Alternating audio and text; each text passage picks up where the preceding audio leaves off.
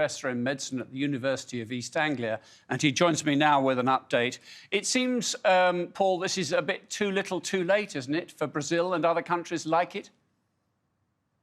And it's so sad, really, because in many ways this sort of situation could have been predicted months ago, and to seeing it rolling out with the obvious disaster that it is in both countries is so sad. What's your reading of the variants of COVID-19 and the challenge these variants are presenting to governments around the globe?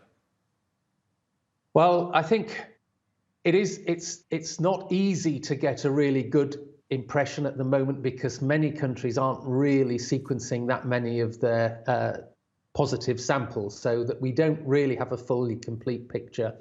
But I think it must be admitted that Brazil has had a problem with its P1 variant, and we've heard a lot in the recent days about the Indian variant.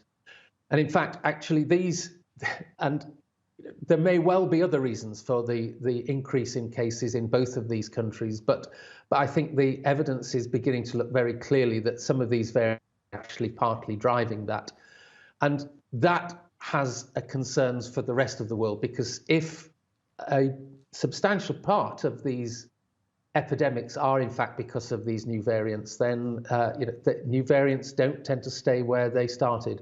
And in fact, the UK Department of Health Social Care has recently, just in the last hour or so, published its updated summary of the variants, and it's noticeable that there's been a fairly dramatic increase in the number of the Indian variants that have been reported in the last week compared to the previous week. So the Indian variant is here in the UK already, and it's increasing in numbers. And on the world's vaccination programme, we heard a little bit about what the UK was asked to do by India. We know the Americans are likely to have in their hands right now vaccines they don't need. They've ordered more than their population will need. How important is it that vaccines are shared around the globe? Well, it's absolutely critical, because we're seeing the impact of not having a well-vaccinated population with the emergence of these new variants. And although these new variants are, in many ways, some of them are more resistant to vaccines, that none of them seem to be totally resistant to vaccines, and the vaccines still seem to have an important protective effect, in part from reducing the severity of the disease. And there's no evidence from either India or Brazil that that's not going to be the case with their variants.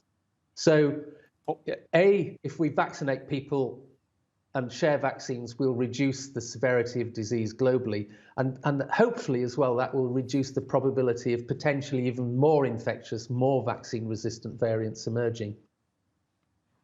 Paul Hunter, thank you.